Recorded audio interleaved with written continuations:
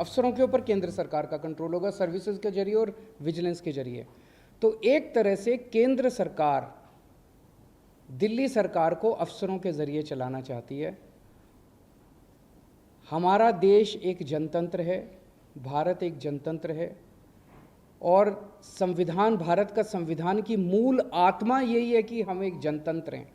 जनता सरकार चुनती है और उस सरकार को काम करने के सारे अधिकार होते हैं, और वो सरकार, चुनी हुई सरकार अफसरों के ज़रिए काम करती है। वो अफसर चुनी हुई सरकार को रिपोर्ट करते हैं। ये शायद दुनिया के इतिहास में पहली बार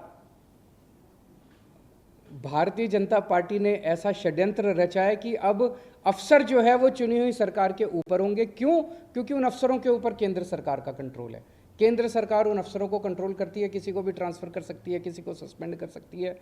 कि अफसरों के ऊपर केंद्र सरकार का कंट्रोल है और अफसर जो है वो मंत्रियों के ऊपर बैठेंगे। तो जैसे किसी भी डिपार्टमेंट में मंत्री जो है वो अगर कोई आदेश देगा तो अफसर डिसाइड करेगा कि आदेश सही है कि गलत है।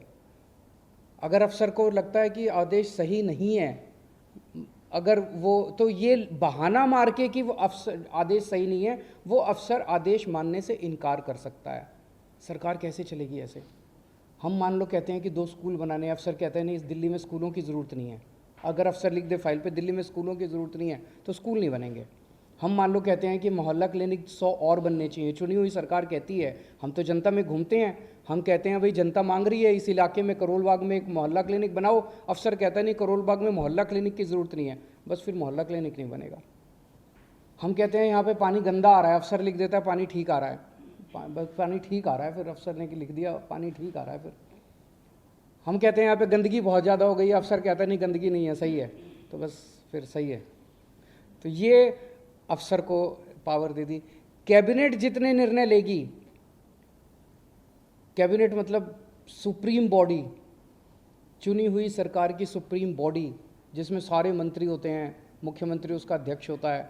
तो कैबिनेट जो भी निर्णय लेगी वो निर्णय सही है कि गलत है, ये चीफ सेक्रेटरी डिसाइड करेगा।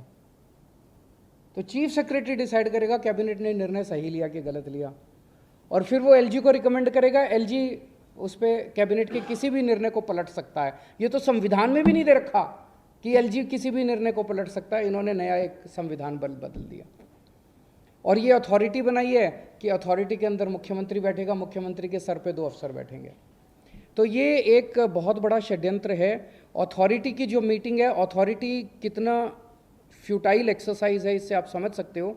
ये पहली मीटिंग हुई, इसके पहले एक फ़ाइल आई मेरे पास 15 दिन पहले, लास्ट वीक ऑफ मई में।